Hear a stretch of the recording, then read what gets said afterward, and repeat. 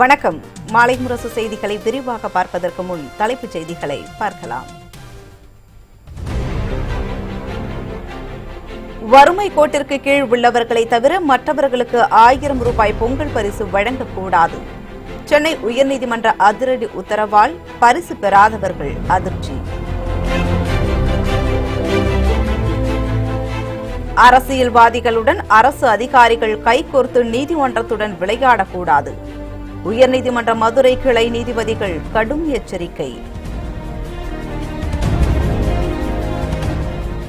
பொருளாதார அடிப்படையில் இடஒதுக்கீடு அளிக்கப்பட்டால் ஊழல் பெருகும். சமூக நீதிக்கு எதிரான செயல் என மக்களவை துணை சபாநாயகர் தம்பிதுரை குற்றச்சாட்டு. பொங்கல் பண்டிகைக்கான சிறப்பு பேருந்து முன்பதிவு தொடக்கம். 24,000 சிறப்பு பேருந்துகள் இயக்கப்படுவதாக எம்.ஆர். விஜயபாஸ்கர் விளக்கம்.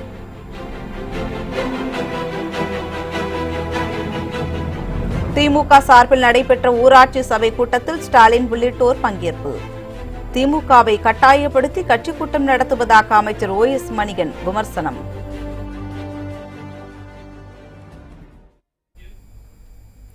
இனி விரிவான செய்திகளை பார்க்கலாம். வறுமை கோட்டிற்கு கீழ் உள்ளவர்களை தவிர மற்றவர்களுக்கு பொங்கல் பரிசு வழங்க தடை விதித்து சென்னை உயர்நீதிமன்றம் உத்தரவிட்டுள்ளது. அனைத்து குடும்ப அட்டைதாரர்களுக்கும் 1000 ரூபாய் பொங்கல் பரிசு வழங்கப்படும் என தமிழக அரசு அறிவித்ததை அடுத்து கடந்த 7ஆம் தேதி முதல் ரேஷன் கடைகளில் பொங்கல் பரிசு தொகுப்பு வழங்கப்பட்டது. இதனை எதிர்த்து சென்னை உயர்நீதிமன்றத்தில் தொடரப்பட்ட வழக்கில் அனைத்து குடும்ப அட்டைதாரர்களுக்கும் பொங்கல் பரிசு வழங்குவது ஏன் என நீதிபதிகள் கேள்வி எழுப்பினர். கஜா புயல் பாதிப்புகளை சீரமைக்காமல் பொங்கல் பரிசு தொகையை வழங்க வேண்டிய அவசியம் என்ன என்றும் அடுக்கடுக்கான கேள்விகள் எழுப்பப்பட்டன. தமிழகத்தில் நிதி பற்றாக்குறை உள்ள நிலையில் இதுபோன்ற பரிசு தொகை வழங்கினால் நிதி சுமை அதிகரிக்கும் என கருத்து தெரிவித்த நீதிபதிகள் வறுமை கோட்டிற்கு கீழே உள்ளவர்களுக்கு மட்டுமே பொங்கல் பரிசு வழங்க வேண்டும் என உத்தரவிட்டனர். மேலும் பொங்கல் பரிசு கட்சி பணம் அல்ல, மக்களின் வரிப்பணம் என நீதிபதிகள் தெரிவித்துள்ளனர். அரசியல்வாதிகளுடன் அரசு அதிகாரிகள் கைகோர்த்து நீதிமன்றத்துடன் விளையாடக்கூடாது என உயர்நீதிமன்ற மதுரை கிளை நீதிபதிகள் எச்சரித்துள்ளனர். அரசாணைப்படி கரூர் திருமாநிலையூரில் புதிய பேருந்து நிலையம் அமைக்கப்படவில்லை என உயர்நீதிமன்ற மதுரை கிளையில் அவமதிப்பு வழக்கு தொடரப்பட்டது. இந்த வழக்கை விசாரித்த நீதிபதிகள் அரசு அதிகாரிகளுக்கு கடும் கண்டனம் தெரிவித்தனர். அரசியல்வாதிகளுடன் அரசு அதிகாரிகள் கைகோர்த்து நீதிமன்றத்துடன் விளையாடக்கூடாது என காட்டத்துடன் கூறினர். ஆட்சியாளர்கள் மாறலாம், ஆனால் அரசு அதிகாரிகள் மாறமாட்டார்கள் என்றும் மக்கள் நலனை கருத்தில் கொண்டு அரசு அதிகாரிகள் பொறுப்புணர்வுடன் செயல்பட வேண்டும் எனவும் தெரிவித்தனர். நீதிமன்ற உத்தரவை நிறைவேற்றாவிட்டால் கடும் நடவடிக்கை எடுக்கப்படும் என எச்சரித்த நீதிபதிகள் வழக்கு ஜனவரி 11ஆம் தேதிக்கு ஒத்திவைத்தனர். பொருளாதார அடிப்படையில் இடஒதுக்கீடு அளிக்கப்பட்டால் ஊழல் பெருகும் என மக்களவை துணை சபாநாயகர் தம்பிதுரை தெரிவித்துள்ளார். கோவை விமான நிலையத்தில் செய்தியாளர்களுக்கு பேட்டியளித்த அவர், சாதி வேற்றுமையை அகற்றுவதற்காகத்தான் சாதி அடிப்படையில் இடஒதுக்கீடு வழங்கப்பட்டதாக தெரிவித்தார். சமூக நீதி அடிப்படையில் தான் இடஒதுக்கீடு அளிக்கப்பட வேண்டும் என்றும் 10% இடஒதுக்கீடு தமிழகத்தில் மிகப்பெரிய பாதிப்பை ஏற்படுத்தும் என்றும் கூறினார். மற்ற மாநிலங்களில் தலைவர்கள் தங்களது பெயரில் சாதியை சேர்ப்பதாகவும், மோடி, பானர்ஜி, நாயுடு, யாதவ் உள்ளிட்ட பெயர்கள் ஜாதிகளின் பெயர்கள் என்றும் கூறினார். ஒரு பாதிப்பான ஒரு செய்தியாகும். சமூக நீதிக்காகத்தான் இடஒதுக்கீடு வேண்டுமே ஒழிய பொருளாதார அடிப்படையில் இடஒதுக்கீடு தந்தால் நாங்கள் சொன்னது போல ஊழலும் குழப்பமும் அநீதியும் தான் வரும் என்பது அனைத்திந்திய அண்ணா திராவிட முன்னேற்ற கழகத்தினுடைய எண்ணம். அம்பேத்கர் அவர்கள் என்ன சொன்னார்? நாம பொருளாதார ரீதியாக இடஒதுக்கீடு தரக்கூடாது, தாழ்ந்தப்பட்ட ஜாதியாக இருக்கின்ற அந்த சமூக நீதியை காப்பதற்காக, அந்த சமூக நீதி பெறுவதற்காக நம் நாட்டிலே கொண்டு வந்த அந்த இருக்கின்ற ஜாதி என்ற அந்த கொடுமையை நீக்குவதற்காக, அது என்றால் பரம்பரையாக இருப்பதை நீக்குவதற்காக அவர்களுக்கு இந்த வாய்ப்பு தர வேண்டும் என்று சொல்லி சட்டத்தில் கொண்டு வந்தால், இவர்கள் வாக்கு பெறுவதற்காக இன்று பணத்தை அடிப்படையில் பொருளாதார அடிப்படையில் கொண்டு வந்திருப்பது இது நியாயமா என்பதை மக்கள் சிந்தித்து பார்க்க வேண்டும். உண்மையிலே ஏழைகளுக்கு இது பலன் கிடைக்காது, பணக்கார உயர் ஜாதிய மக்கள் தான் பலன் அடைவார்கள். அதுதான் நடக்கப் போகிறது. இதை தான் இந்த வாக்கு வங்கிக்காக இன்று நடந்திருக்கிறது. மற்ற கட்சிகள் மற்ற மாநில கட்சிகள் இந்த வலையிலே மாய வலையிலே விழுந்திருக்கிறார்கள். அவர்கள் எப்பொழுது மீண்டும் உணர்வார்கள்? தேர்தல் காலத்தில் உணரப் போயிருக்கிறார்கள். திருவாரூர் தொகுதி இடைத்தேர்தல் ரத்தானது குறித்த கேள்விக்கு பதிலளித்து பேசிய அமைச்சர் ராஜேந்திர பாலாஜி, தேர்தல் ஆணையர் என்ன அதிமுகவின் செயலரா என விமர்சனம் செய்தார். விருதுநகர் மாவட்டம் சிவகாசியில் செய்தியாளர்களிடம் பேசிய அவர், இடஒதுக்கீடு விவகாரத்தில் தாம் தனிப்பட்ட முறையில் வரவேற்பதாகவும் குறிப்பிட்டார். பொருளாதாரத்தில் பின்தங்கியவர்கள் இருக்காங்க. மேல பிசி வகுப்பினர், உயர் வகுப்பினர் சொல்லக்கூடிய பிசி வகுப்பினர் பொருளாதாரத்தில் பின்தங்கியவர்கள் நிறைய பேர் இருக்காங்க. ஐயங்காரு ஐயர்னு சொல்லக்கூடிய உயர் வகுப்பினர் பட்டியலில் இருக்கக்கூடியவங்க இன்னைக்கு கொத்தவலை போகக்கூடியவங்க நம்ம சிவாசியிலே இருக்காங்க. அந்த ஒரு நிலைப்பாட்டில் மத்திய அரசு கிடைத்த தகவல் அடிப்படையில் பார்லிமெண்ட்ல தீர்மானம் பண்ணிருக்காங்க. ஆனால் ஒரு சில அரசியல் இயக்கங்கள் இது சமூக நீதிக்கு எதிரான தீர்மானம் அப்படின்னு சொல்றாங்க. ஆனால் என்னைய பொறுத்த மட்டும் என் கருத்து, கட்சி கருத்து கிடையாது. என்னைய பொறுத்த மட்டும் நலிவடைந்தவர்கள் எல்லா சமுதாயத்திலும் இருக்காங்க. பிற்பட்டவர்களும் இருக்காங்க, தாழ்த்தப்பட்டவர்களும் இருக்காங்க, ஐயர்கள் இருக்காங்க, ஐயங்காரில் இருக்காங்க, முதலியாரில் இருக்காங்க, செட்டியாரில் இருக்காங்க. எல்லா வகுப்புலையும் பின்தங்கியும் இருக்காங்க. அதனால இது சட்ட வல்லுநர்கள் ஒரு நல்ல ஒரு முடிவெடுத்து பிரச்சனை இல்லாத ஒரு முடிவை எடுக்கணும். பாஜக அதிமுக ரெண்டு சேர்ந்து திருவாரூர் இடைத்தேர்தல் எதுக்கு திட்டமிட்டு தேர்தல் எடுத்து போறோம்? நாங்கள் தேர்தல் வேலை ஆக்குறதுக்கு எல்லா பணியும் களத்தில் இறங்கி வேலையெல்லாம் ஆரம்பிச்சாச்சு, எல்லாம் பண்ணியாச்சு. தேர்தல் கமிஷன் என்ன அதிமுக பட்டச்செயலராக இருக்காரு நாங்கள் சொன்னோன்னு கேட்கறதுக்கு? அதெல்லாம் கிடையாது. மத்திய அரசுல இன்னைக்கு பார்லிமெண்ட்ல பிரச்சனை பண்ணிட்டு போய் எம்பிகளை பூரா நீக்கிட்டு இருக்காங்க, சஸ்பெண்ட் பண்றாங்க. அப்படிலாம் கிடையாது. கொள்கை ரீதியாக எங்களுக்குன்னு தனி கொள்கை இருக்கு, பிஜேபி தனி கொள்கை இருக்கு. பொங்கல் பண்டிகைக்கான சிறப்பு பேருந்து முன்பதிவை போக்குவரத்து துறை அமைச்சர் எம்.ஆர். விஜயபாஸ்கர் தொடங்கி வைத்தார். தமிழர் திருநாள் எனப்படும் பொங்கல் திருநாள் வரும் 15ஆம் தேதி கொண்டாடப்படுகிறது. பொங்கல், மாட்டுப் பொங்கல், காணும் பொங்கல் என 3 நாட்கள் விடுமுறை விடப்பட்டுள்ளது. மேலும் பொங்கலுக்கு முந்தைய நாளான போகி பண்டிகையான 14ஆம் தேதியன்றும் அரசு விடுமுறை என அறிவிக்கப்பட்டுள்ளது. இதனால் சனி, ஞாயிறு கிழமைகள் சேர்த்து மொத்தம் 6 நாட்கள் தொடர்ந்து விடுமுறை அளிக்கப்பட்டுள்ளதால் வரும் வெள்ளிக்கிழமை முதல் மக்கள் சொந்த ஊர்களுக்கு செல்ல தயாராகியுள்ளனர். இதனால் பயணிகளின் வசதிக்காக வரும் 11ஆம் தேதி முதல் 14ஆம் தேதி வரை தமிழகம் முழுவதும் 24,708 சிறப்பு பேருந்துகள் இயக்கப்படுகின்றன. சென்னையிலிருந்து மட்டும் 14,263 சிறப்பு பேருந்துகள் இயக்கப்படுகின்றன. இதற்கான முன்பதிவு இன்று தொடங்கப்பட்டது. சென்னை கோயம்பேட்டில் உள்ள முன்பதிவு மையத்தை போக்குவரத்து துறை அமைச்சர் எம்.ஆர். விஜயபாஸ்கர் தொடங்கி வைத்தார். சிறப்பு பேருந்துகளை மாண்புமிகு தமிழக முதலமைச்சர் அவர்கள் இயக்க வேண்டும் என்று உத்தரவிட்டிருக்கிறார். அதன் அடிப்படையில் இன்று கோயம்பேடு பேருந்து நிலையத்தில் முன்பதிவு மையங்கள் 26 முன்பதிவு மையங்களை திறந்து வைத்திருக்கின்றோம். சிறப்பு கவுண்டர்கள். அதேபோல தாம்பரம் மெப்ஸில் 2, மாதவரம் பேருந்து நிலையத்தில் 1, பூந்தமல்லி பேருந்து நிலையத்தில் 1 ஆக மொத்தம் 30 முன்பதிவு மையங்கள் இன்று முதல் செயல்பட தொடங்கும். இந்த சிறப்பு பேருந்துகள் இயக்கம் 11 முதல் 14 வரை 4 நாட்களுக்கு இயக்கப்பட இருக்கிறது. வெள்ளிக்கிழமையிலிருந்து சிறப்பு பேருந்துகள் பயணிகள் அதிகமாக வருவார்கள் என்ற காரணத்தினால் அதிக பேருந்துகளை நாங்கள் முன்னெச்சரிக்கை ஏற்பாடாக செய்திருக்கிறோம்.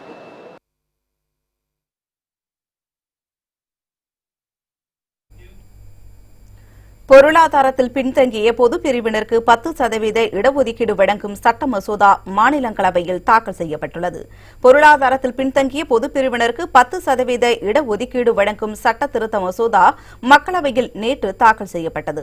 இதன் மூலம் ஆண்டு வருமானம் 8 லட்சம் ரூபாயாக உள்ளவர்களும் 5 ஏக்கருக்குள் நிலம் வைத்திருக்கும் பொது பிரிவை சேர்ந்தவர்களும் கல்வி மற்றும் வேலை வாய்ப்புகளில் 10% இடஒதுக்கீடை பெற முடியும். இதனை நடைமுறைக்கு கொண்டுவர அரசியலமைப்பு சட்டம் 15, 16 பிரிவில் சட்ட திருத்தம் செய்யப்பட்டது. புதிய இடம் ஒதுக்கீடு சட்ட மசோதா மக்களவையில் தாக்கல் செய்யப்பட்டது. இந்த நிலையில் பொருளாதாரத்தில் பின்தங்கிய பொது பிரிவினருக்கு 10% இடஒதுக்கீடு வழங்கும் சட்ட மசோதா மாநிலங்களவையில் இன்று தாக்கல் செய்யப்பட்டது. பொருளாதார அடிப்படையிலான இடஒதுக்கீட்டை கடுமையாக எதிர்ப்பதாக மதிமுக பொதுச் செயலாளர் வைகோ தெரிவித்துள்ளார். மதுரையில் செய்தியாளர்களுக்கு பேட்டியளித்த அவர் சமூக நீதிக்கான இடஒதுக்கீட்டை கொண்டு வந்தது தமிழகம் என்றும் தெரிவித்தார். நம்முடைய இந்தியாவிலேயே சமூக நீதிக்கு அஸ்திவாரம் அமைச்சது தமிழ்நாடு. பிரிட்டிஷ்கார ஆட்சி காலத்திலே முத்தையா முதலியாருடைய அந்த கம்யூனல் ஜீவோ கொண்டு வந்து வகுப்பாரி பிரதிநிதித்துவத்துக்கு இடம் கொடுத்தோம். இப்பொழுது 3 மாநிலங்களில் படுதோல்வி அடைந்த பாரதிய ஜனதா கட்சி அந்த மாநிலங்களிலே உள்ள குறிப்பிட்ட மேற்பட்ட சமூகத்தினருடைய ஓட்டுகளை பெற வேண்டும் என்பதற்காக இந்த திருத்தத்தை 15-16 அடிஷனலா 5 உட்பிரிவு 5 சேர்த்து இந்த 10% கொடுத்திருக்கிறாங்க. இது ஸ்க்ரூட்டினியில நிக்குமா? இன்னைக்கு ராஜ்யசபா என்ன ஆகுதுன்னு தெரியாது, இன்னொரு வரைக்கும் என்ன நடந்ததுன்னு தெரியாது. சுப்ரீம் கோர்ட்ல அடிபடுறதுக்கு சான்ஸ் இருக்கு. அதே நேரத்தில் இதை சில கட்சிகள் வரவேற்று இருக்கு. நான் உங்களை விமர்சிக்க விரும்பல சில கட்சிகளை. ஆனா இதனுடைய தொட்டில் பூமி தமிழ்நாடு. இந்த சமூக நீதியை கொண்டு வந்ததே தமிழ்நாடு. எனவே கடைசியா போற போக்கிற ஆட்சியை இழந்து வரப்போற தேர்தலில் தோல்வி அடைய போகிற நரேந்திர மோடி அரசு எப்படியெல்லாம் வஞ்சகம் செய்யுதுன்னு பாருங்க. இவங்க தப்பி தவறி ஆட்சிக்கு வந்துட்டு அந்த நாடு நாசமாயிருங்கிற கவலை எனக்கு ரொம்ப இருக்கு. இது மிக கடுமையாக நாங்கள் எதிர்க்கிறோம். மறுமலர்ச்சி திமுக. உயர் சாதிக்கு 10% இடஒதுக்கீடு வழங்கியது ஏற்றுக்கொள்ள முடியாது என தமிழக வாழ்வுரிமை கட்சி தலைவர் வேல்முருகன் தெரிவித்துள்ளார். வழக்கு ஒன்றில் சென்னை எழும்பூர் நீதிமன்றத்தில் ஆஜராகிய பின்னர் செய்தியாளர்களை சந்தித்து பேசிய அவர், ஸ்டெர்லைட் ஆலையை நிரந்தரமாக மூட வழிவகை செய்ய வேண்டும் என கேட்டுக் கொண்டார். இடஒதுக்கீடு என்பது சமூக நீதியின் கோட்பாட்டு அடிப்படையில் அமைய வேண்டுமே தவிர பொருளாதார அடிப்படையில் அமையக்கூடாது. இந்தியாவில் இருக்கின்ற அனைத்து குழுக்கள் என்று சொல்லக்கூடிய அனைத்து சமூகங்களின் பட்டியலை எடுத்து அந்தந்த சமூகங்களின் விகிதாச்சார அடிப்படையில் தான் இடஒதுக்கீடு அமைய வேண்டுமே தவிர பொருளாதார அடிப்படையில் இடஒதுக்கீடு என்பது மாபெரும் சமூக அநீதி.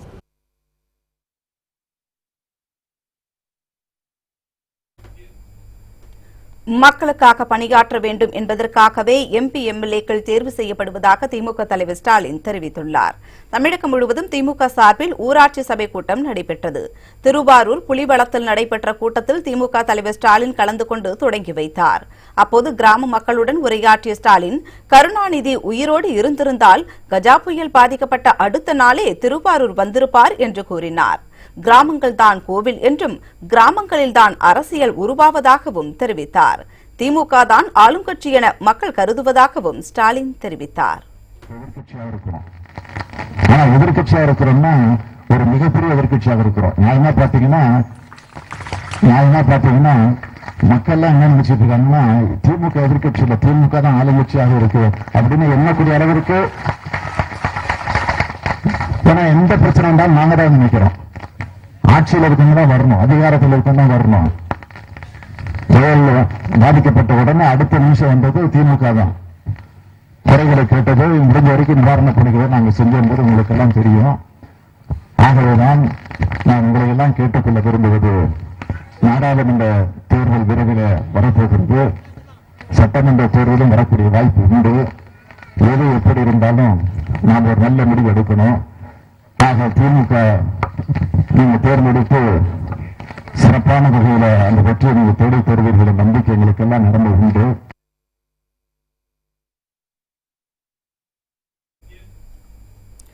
திமுக தலைவர் மு.க. ஸ்டாலின் ஊராட்சி சபை கூட்டத்தை நடத்தவில்லை என்றும் திமுகவினரை கட்டாயப்படுத்தி கட்சி கூட்டத்தை நடத்துவதாகவும் கைத்தறித்துறை அமைச்சர் OS மணியன் கூறியுள்ளார். நாகையில் புதிய பேருந்து நிலையத்தின் திறப்பு விழாவில் பங்கேற்ற பின் செய்தியாளர்களிடம் பேசிய அவர் இதனை தெரிவித்தார். திமுக தலைவர் சட்டமன்ற எதிர்க்கட்சி தலைவர் ஸ்டாலின் அவர்கள் திருவாரூரில் இன்றைக்கு நீங்கள் கேட்டது போல அவர் ஒன்றும் கிராம கூட்டம் நடத்தவில்லை, கிராம கட்சி கூட்டம் நடத்துகிறார். தேர்தல் வருகிறது என்பதற்காக, கட்சிக்காரர்களை உற்சாகப்படுத்த வேண்டும் என்பதற்காக, அதை கட்டாயப்படுத்த வேண்டும் என்பதற்காக அவர் அந்த கிராம கட்சி கூட்டத்தை, அதாவது கிளை கூட்டம்னு நம்ம சொல்லுவோம், கிளை கழக கூட்டம், அதுதான் நடக்குது. பேரை மாற்றி சொல்லிருக்கிறார், அவ்வளவுதான். மெரினா கடற்கரை சாலையில் அமைக்கப்பட்டுள்ள எம்ஜிஆர் நூற்றாண்டு நினைவு வளைவை திறக்க சென்னை உயர்நீதிமன்றம் அனுமதி வழங்கி உத்தரவிட்டுள்ளது. சென்னை மெரினா காமராஜர் சாலையில் எம்ஜிஆர் நூற்றாண்டு நினைவு வளைவு கட்ட தடை கோரி சென்னை உயர்நீதிமன்றத்தில் பொதுநல மனு தாக்கல் செய்யப்பட்டது.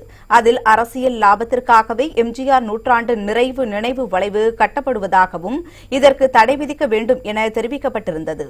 இந்த வழக்கு இன்று விசாரணைக்கு வந்தபோது ஜனவரி 17ஆம் தேதி எம்ஜிஆர் பிறந்த நாளை ஒட்டி அவரது நினைவு வளைவு பிரம்மாண்ட விழாவின்றி திறக்கப்பட உள்ளதாக அரசு தரப்பில் தெரிவிக்கப்பட்டது.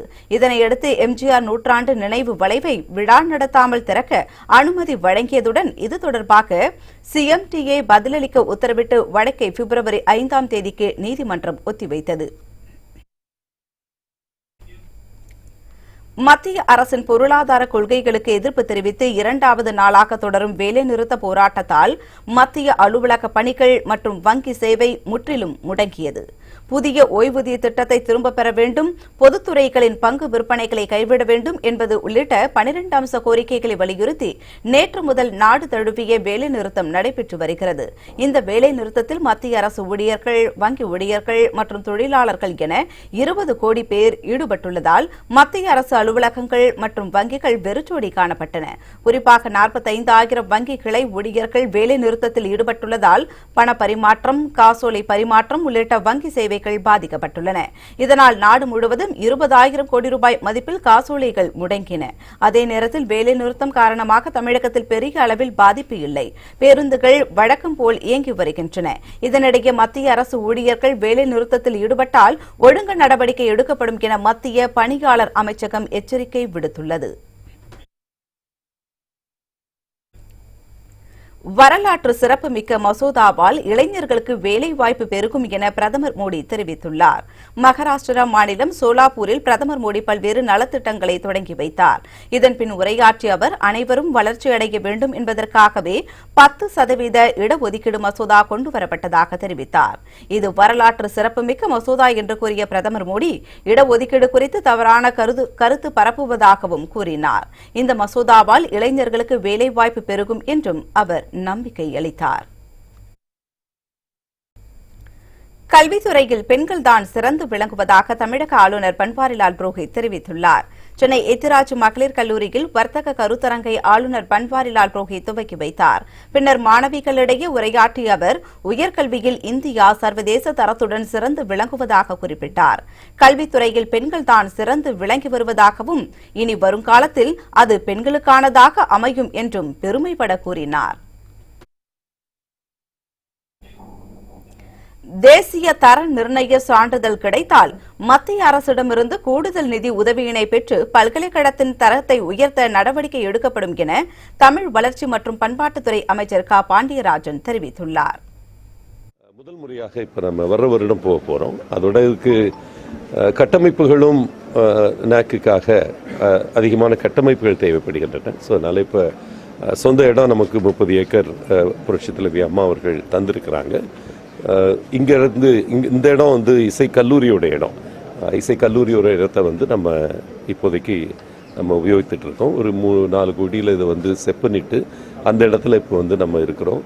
பட் இதுக்கு இப்போ நாக் வந்ததுன்னா உங்களுக்கு நல்ல விஷயம் என்னென்னா யூஜிசியோட ஃபண்டிங் டைரெக்டாக கிடைக்கும். இப்போதைக்கு முழுமையாக அந்த பல்கலைக்கழகத்துடைய செயல்பாடு தமிழக அரசின் நல்கையில் நடந்துட்டு இருக்கு. அது மாதிரி இது வந்து அடுத்த கட்டத்துக்கு போகிறதுக்கு இந்த நாக் அக்ரெடிடேஷன் உதவியாக இருக்கும். நம்புறோம்.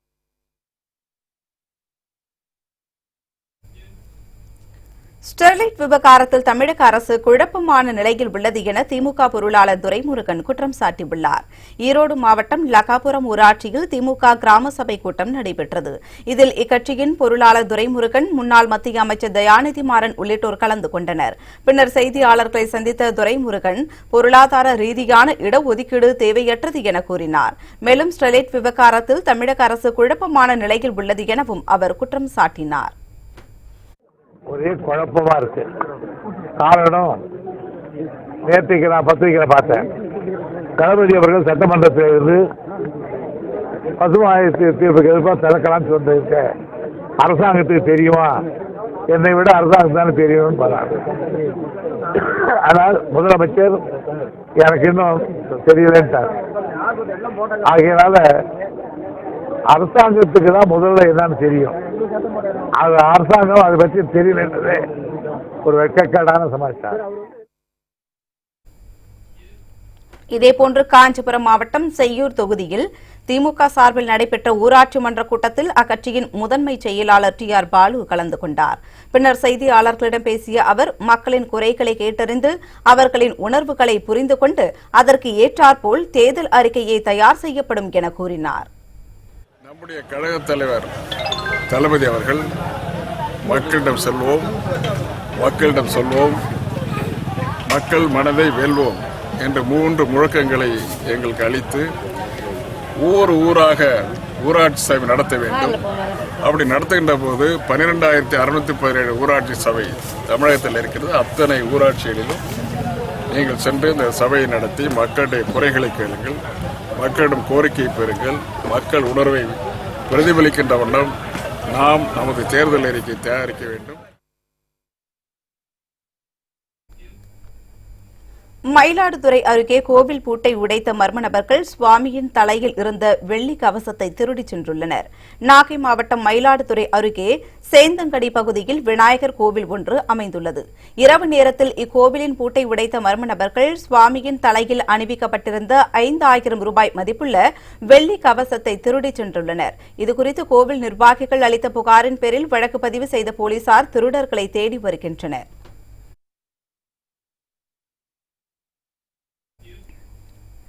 பீகாரில் ரசாயனம் கலந்து விற்பனை செய்யப்பட்ட மீன்களை சுகாதாரத்துறை அதிகாரிகள் பறிமுதல் செய்தனர். கடந்த சில நாட்களாக மீன்களின் ரசாயன வேதிப்பொருட்கள் இருப்பதாக வந்த தகவலை தொடர்ந்து தமிழகம் உட்பட பல மாநிலங்களில் சோதனைகள் நடைபெற்று வருகிறது. இந்நிலையில் பீகார் மாநிலம் பாட்னாவில் உள்ள மீன் கடைகளில் சுகாதாரத்துறை அதிகாரிகள் சோதனை நடத்தினர். இதில் ரசாயன வேதிப்பொருட்கள் கலந்த மீன்கள் விற்பனை செய்தது தெரியவந்தது. இதனையடுத்து ரசாயனம் கலந்த மீன்களை சுகாதாரத்துறை அதிகாரிகள் பறிமுதல் செய்து விசாரணை மேற்கொண்டு வருகின்றனர்.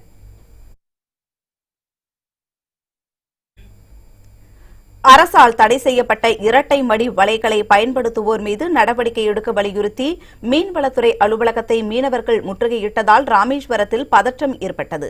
மீன்பிடி தொழிலை பாதுகாக்கும் வகையில் இனப்பெருக்கத்திற்கு தடையாக இருக்கும் இரட்டை மடி வலைகளை பயன்படுத்த தமிழக அரசு தடை செய்துள்ளது. இந்நிலையில் ராமேஸ்வரத்தில் இன்று அதிகாலை 50க்கும் மேற்பட்ட மீனவர்கள் தடை செய்யப்பட்ட இரட்டை மடி வலைகளோடு கடலுக்கு சென்றனர். இதனையடுத்து இரட்டை மடி வலைகளை எடுத்துக்கொண்டு மீன்பிடிக்க சென்றவர்கள் மீது நடவடிக்கை எடுக்க வேண்டும் என 500க்கும் மேற்பட்ட மீனவர்கள் மீன்வளத்துறை அலுவலகத்தை முற்றுகையிட்டதால் பரபரப்பு ஏற்பட்டது. 2018ஆம் ஆண்டில் பெங்களூரில் வீடு விற்பனை 27 விழுக்காடு அதிகரித்துள்ளது. நாட்டின் பெருநகரங்களில் வீடு விற்பனை குறித்து நைட் பிராங்க் என்னும் நிறுவனம் ஓர் ஆய்வு நடத்தியுள்ளது. அதில் கொல்கத்தா, புனே தவிர மற்ற நகரங்களில் வீடு விற்பனை 2018ஆம் ஆண்டில் முந்தைய ஆண்டை விட அதிகரித்துள்ளது தெரியவந்துள்ளது. பெங்களூரில் 4 ஆண்டுகளாக வீடு விற்பனை குறைந்து கொண்டே வந்த நிலையில் 2018இல் 27 விழுக்காடு அதிகரித்துள்ளது. ஹைதராபாத்தில் 9 விழுக்காடும், டெல்லியில் 8 விழுக்காடும், மும்பை, சென்னையில் 3 விழுக்காடும் வீடு விற்பனை அதிகரித்துள்ளது.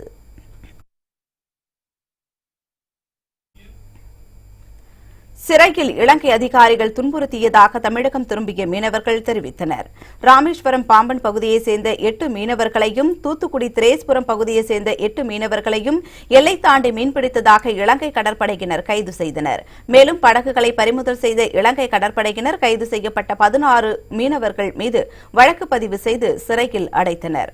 இதனையடுத்து மீனவர்களை விடுவிக்க கோரி CITU மீன்பிடி தொழிற்சங்கத்தினர் சென்னையில் உள்ள இலங்கை தூதரக அதிகாரிகளை சந்தித்து மனு அளித்தனர். இதன்படி இலங்கை நீதிமன்றம் கைது செய்யப்பட்ட 16 மீனவர்களை கடந்த வாரம் விடுதலை செய்தது. இந்நிலையில் விடுவிக்கப்பட்ட தமிழக மீனவர்கள் இன்று விமானம் மூலம் சென்னை திரும்பினர். அப்போது செய்தியாளர்களுக்கு பேட்டியளித்த மீனவர்கள் சிறையில் இருந்தபோது தங்களை இலங்கை அதிகாரிகள் துன்புறுத்தியதாக தெரிவித்தனர். 8ஆம் மாதம் 19 கடலுக்கு போனோம். 21ஆம் எங்களை பிடிச்சாங்க. எங்களை பிடிச்சி கையும் காலையும் கண்ணையும் கட்டினாங்க. கட்டிட்டு எங்களை நான் சுட்டுறதான் நினச்சோம். சுடாமல் அங்கே கொண்டு போய் எங்களை கொண்டு ஜெயிலில் கொண்டு அடைச்சாங்க. அவன் பிடிச்சி ஒரு நாள் எங்களை சுட்டுறதா கூட நாங்கள் நிம்மதியாக செத்து போயிருப்போம். எங்களை ரொம்ப கொடுமைன்னா ரொம்ப கொடுமை. எங்களை யாருமே எங்களை தொடர்புக்குள்ளே வரல. எங்களுக்கு தேடி எம்பசி எங்கள் இந்திய எம்பசிலேருந்து எங்களை தேடி யாருமே வரல. ரொம்ப கஷ்டமான வாழ்க்கை. அங்கே போய் ரொம்ப நரகத்திலேருந்து செத்து பொழைச்சி தான் வந்திருக்கோம் இங்கே போய்.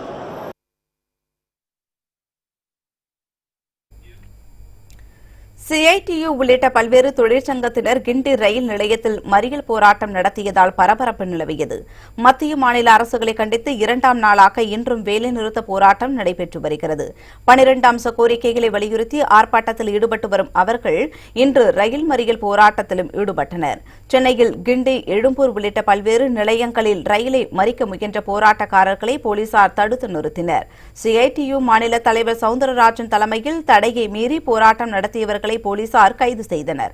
அப்போது இரு தரப்பினருக்கும் இடையே தள்ளுமுள்ளு ஏற்பட்டது.